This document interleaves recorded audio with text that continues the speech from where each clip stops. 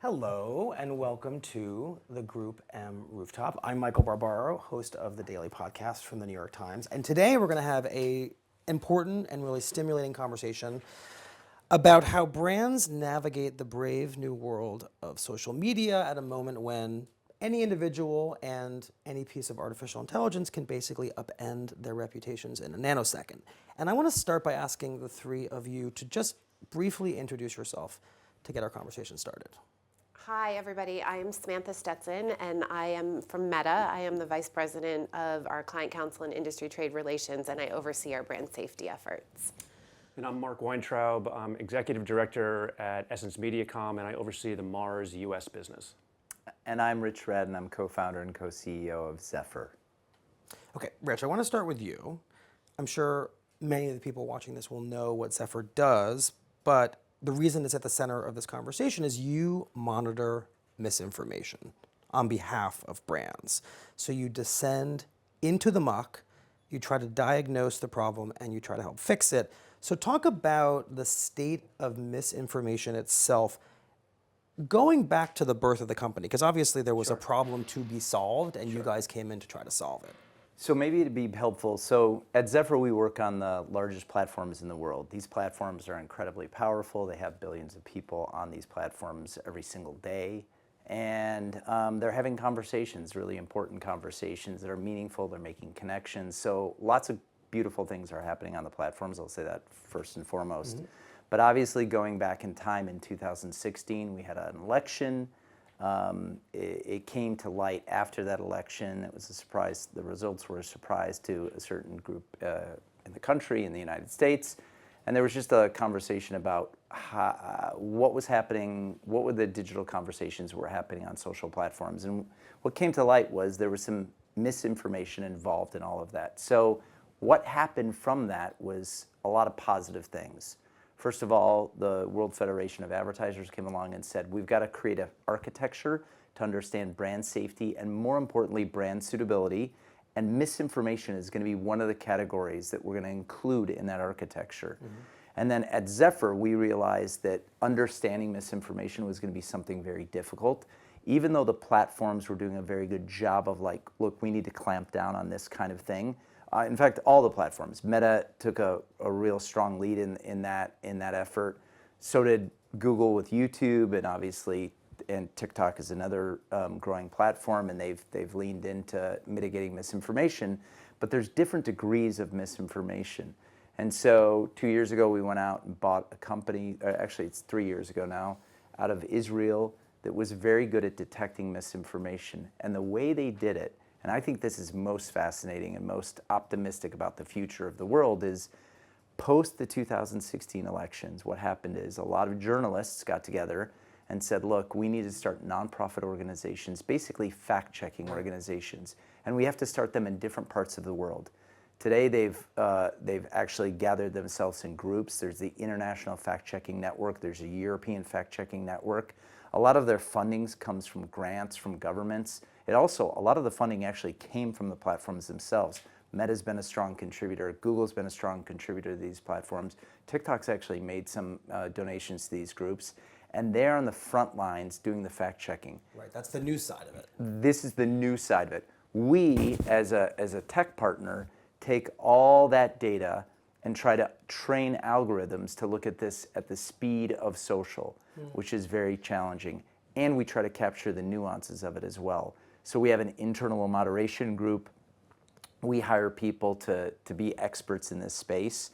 So we're looking at a lot of just misinformation. So what's interesting is because it's global and because these fact-checking organizations all over the world, and because these platforms are so global, you can see different things happening in the world, and then you'll see spikes of misinformation. And they vary to the degree.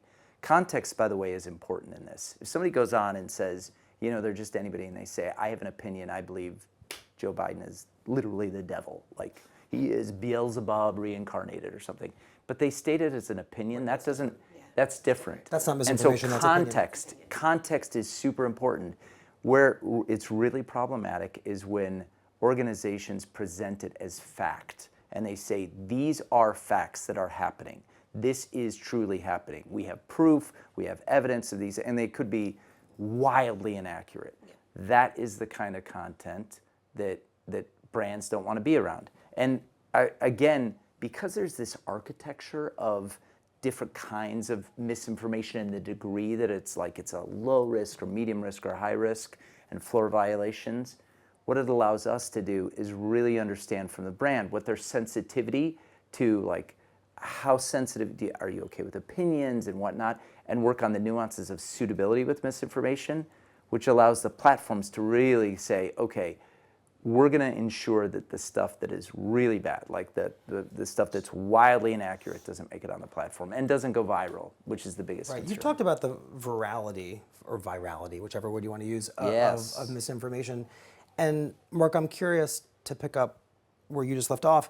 What's the nightmare scenario? I mean, just to make this real for people out there, of what it looks like for misinformation to kind of enshroud a brand and complicate its reputation. Yeah, I would say when brand content is next to nefarious content or negative content, and they're literally on the page at the same time, +1 or -1 from each other, that's the nightmare scenario. When there's content that's really negative for the brand or negative just by association, and that association is real, that's the nightmare scenario. And what we try to do through a combination of first-party controls with platforms like Meta, and then third-party controls with partners like Zefr, that combination, we put those two together, and that's what makes for a great brand experience on a platform, is making sure that the platform is got world-class controls, so that there's a strong brand safety floor below which or above which the bad stuff doesn't come onto the platform, and then that we have dials that we can turn from low, medium, and high risk tolerances, that we can do that with our partners at Zefr, things like that. I think people out in the world imagine that AI makes really weird things possible, right? Like you could take a Pepsi can and suddenly assign it a side in an election or in a global conflict. Maybe that's the exaggerated fear. I mean, what is the specific scenario perhaps you've already encountered with brands and misinformation, either of you, and then we'll turn to solutions with you, Samantha, that kind of sticks out in your head? And maybe it's not a brand you've worked with, but just kind of a test case that helps people understand the risk. Because it often feels like this is a generic worry rather than one that lives in the world of specificities. Well, I can give specifics. I mean, Please. This is happening with the LLMs in these generative models. Anybody can go in and create anything. So that's specifically what we're working on to understand when things have been created synthetically. By the way, the platforms are doing the same thing, but where it gets bad is where somebody takes, for instance, the Starbucks thing was very public. It was written about, I think, in the Times, where a bunch of people took the Israel-Hamas war. Israel, they felt like somehow, and candidly, I don't remember the exact details, but all I remember is seeing the images where it was like the Starbucks logo soaked in blood, and with the Palestinian flag. I think that qualifies as nightmare scenario. Exactly. That is the definition. But we see it with different brands, multiple brands, and it's really up to the brand to take action. So they can't take the action because that's trademark infringement, right? You can't just use your trademark. But many times brands they almost don't want to enter into that conversation by removing the content. So that we work with the brands on that. The news cycle. Exactly, because it's almost like, do we do nothing and let it go away, or do we take active measures on it? But it is ideally it never happens because there's a filter. Correct. Yes, but this is where I would say the platform's jobs is much harder than our job, because around policy, you have to allow freedom of speech at a certain point. They're public squares, right? What we do not. We are there, and that's why I think the platforms have embraced third parties. We can have very specific subjective guidelines that we follow for the brand that are just more specific than just freedom of speech and saying, look, this is happening or that is happening. Then it's up for the brand to decide the action that they want to take, and the platform will absolutely accommodate that. All right, let's talk about platform. So Samantha, you're in the belly of this beast over at Meta, and you've all recognized this risk to brands on social platforms because you've announced a pretty sweeping new approach to that. on Facebook and Instagram specifically. Can you talk about that approach and exactly how it works? Yeah, so I think first and foremost, I think the understanding of what brand safety is versus brand suitability is critically important. Brand safety is something that we've been doing for years by enforcing our community standards. That is the policies that govern what is allowed on the platform and not allowed on the platform. And AI has played an enormous role in getting us much better at doing that. You look at hate speech, for example. At the end of 2017, we were proactively detecting a little under 25% of the content. You now look at Q1 2024, and we're close to 95% proactive detection with our automated systems. AI is getting close to 90% of hate speech off the 95, platform and yeah. basically just knocking it out. Like catching it before it's ever been reported to us and taking it off the platform and removing it because it violated our it violated our standards. So that is something AI has been really good at helping us get better, and we're very transparent. We report that in our community standards enforcement report. That gives you the health of like what is the platform. Now the next layer is brand suitability, and that gets into what Rich was talking about. The advertisers have their specific values of what matters to their brand, and so there may be content that could be problematic or content that is allowed on our platform that doesn't violate the standards in our commitment to freedom of expression and voice. And when you have that, you need to give the advertisers control so that they can manage their suitability. What is their own risk tolerance? And that's where we have the framework from GARM, the Global Alliance for Responsible Media, that lets you do that low, medium, and high risk for these different categories, including misinformation. And so we built, and this is what we launched last year, this is what we did not have in the 2020 elections. We now have what we call inventory filters for Facebook and Instagram feed and reels, where the advertiser can apply the control at the level that is appropriate to their risk assessment, and that will prevent adjacency of the content from appearing above or below the content. So we're in a very different situation than we were previously, and it's been great. And misinformation, anything that our fact-checking network, we have over 100 fact-checkers around the world who do this in over 60 languages. If something is labeled as misinformation, it does not qualify to be monetized. So it is not eligible to appear above or below content from an advertiser. Do you guys get any pushback on what gets labeled misinformation? Well, One we man's don't. misinformation is another woman's. That we don't actually make that decision.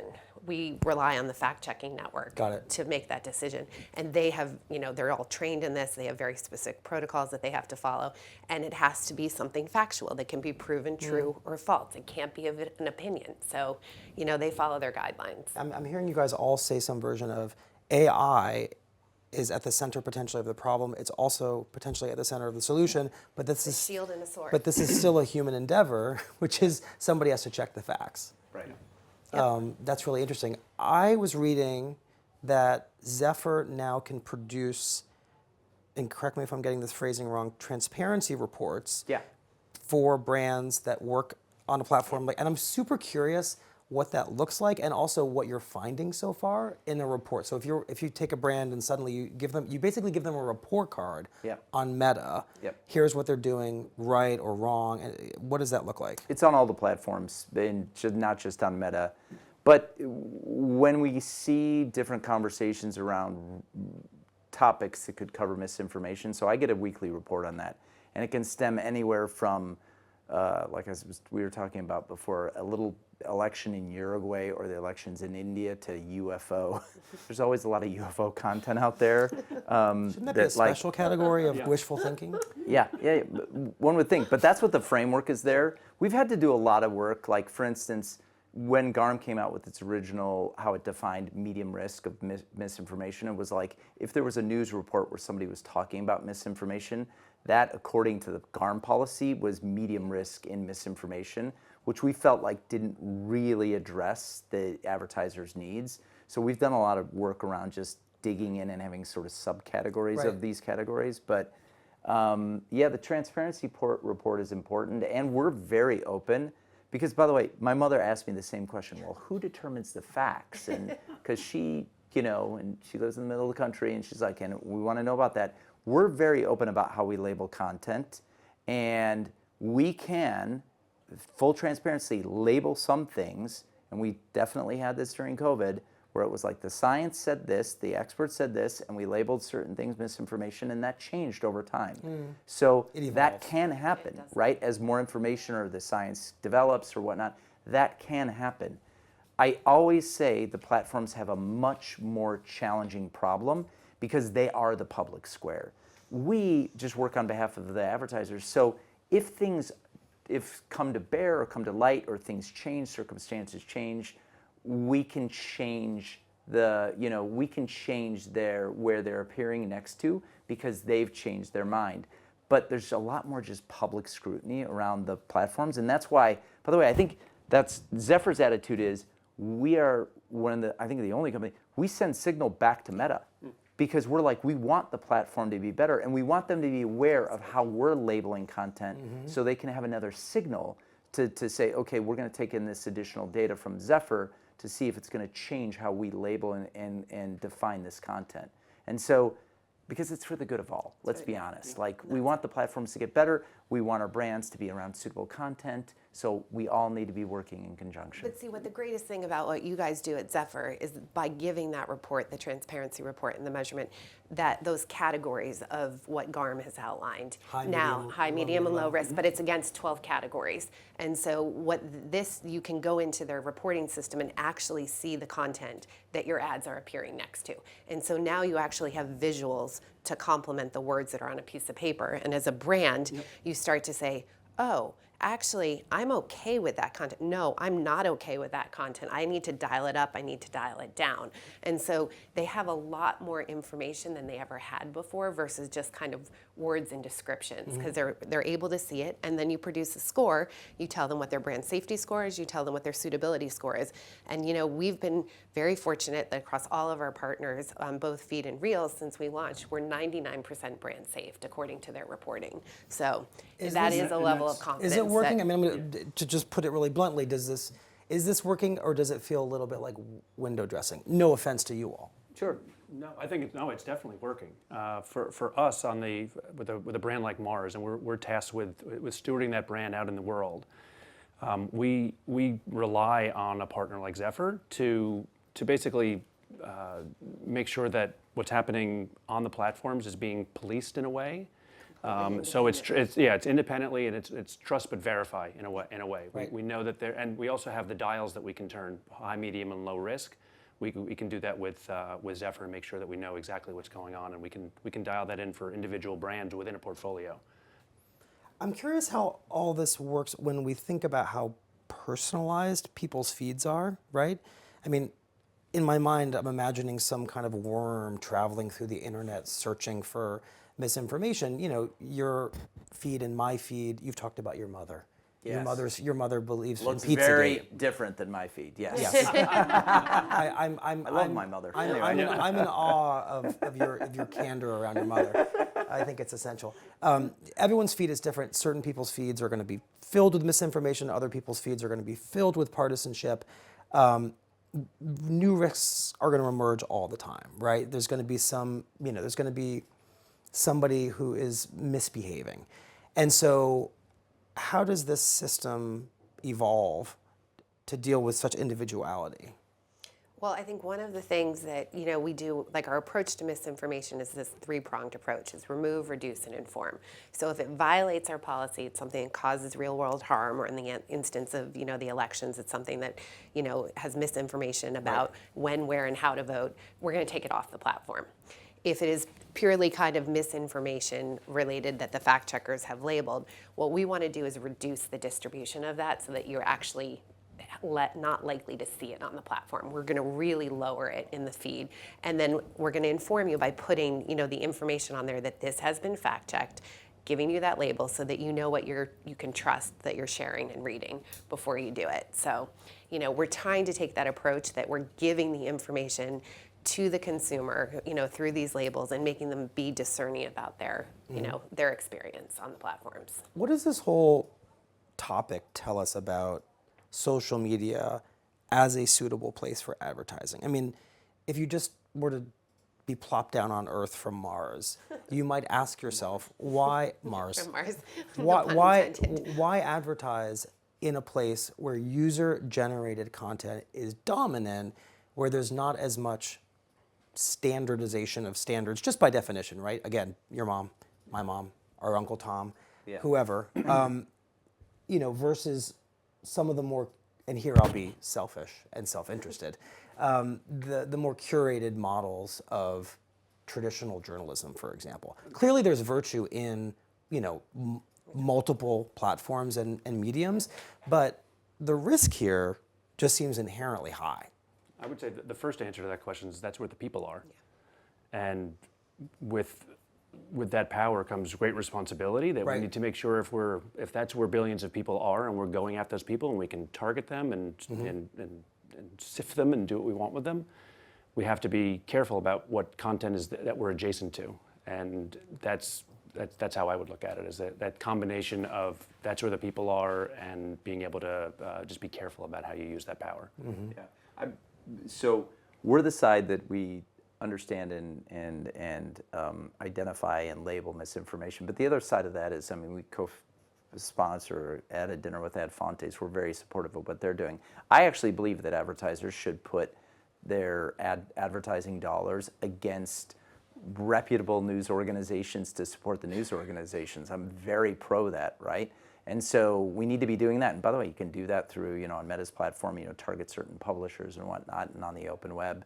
So I think they go hand in hand. Like if you're a brand and you really care about just the future of the world and reaching customers, you want to be on these large platforms, but you can also really, really support quality journalism. And I think that should almost be in people's corporate values. I'd love to see it, because personally I'm very invested in personally invested in just accurate, truthful information being out in the world, and I believe journalism has the majority of responsibility when it comes to that. So Let's just end on the election, because we're in it. yeah. You have always argued that elections spike misinformation. Yep. Just maybe each of you talk a little, just as a final note here, about what you're looking forward to and not looking forward to about kind of this election and the risk of misinformation and how you deal Should I start? I don't know. Yeah, carry on. I'm happy that I have this job because I'm passionate specifically about this, and we are going to do our utmost to ensure that brands aren't supporting anything in any degree in suitability of misinformation, that it's off. We're going to be sending signals to Meta. We're going to be sending signals to our other partner at TikTok, not Google, by the way, but that's another story. But we are going to be active in that. I'm very nervous. I'm nervous about I can tell you what will be, I believe, because this whole narrative around Biden's cognitive ability is obviously something people talk about. And I'm waiting for the first debate, because I think there's going to be a lot of content that goes up online that talks about he couldn't find the microphone, he couldn't da-da-da, all things that are probably going to be inaccurate. We'll see what happens. Right, you're going to have to manage that. Yeah, absolutely. And so On both sides. yeah, and so, but let's look at the positives. Yeah. The positives are Meta from 2016 to where we are in 2024, dramatic difference. Dramatic difference.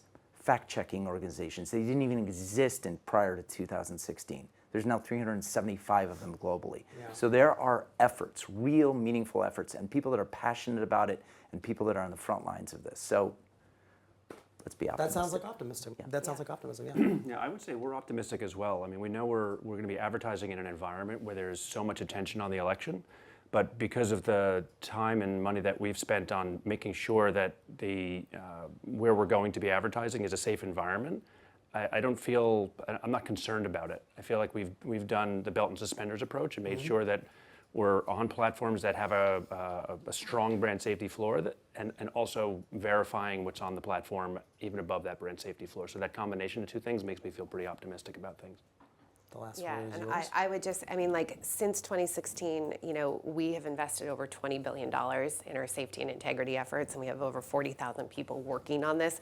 So to your point that we are in a very different situation, we are in a very different situation. We now have the controls to manage the suitability of their platforms and keep away from the political content, and I think, it's just, I'm excited for the elections not because of the tools and the transparency and the control that we have It's a test run. to manage it. And I feel, very confident. And the other thing that the advertisers are doing is they're not just waiting for the elections to happen. They've all having discussions with us now about what are their principles around it, what level of control should they have, what are going to be the signals that they need to adjust, what actions are they going to need to take. So like they're proactively planning for it, which is a conversation that didn't exist before.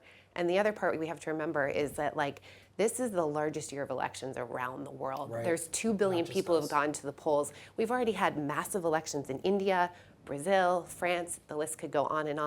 And our teams, have so much experience doing this, and they are, I believe, leading the industry in the way to protect the integrity of the elections. Well, thank you to all three of you. This has been a really constructive conversation. I appreciate it. Thank you.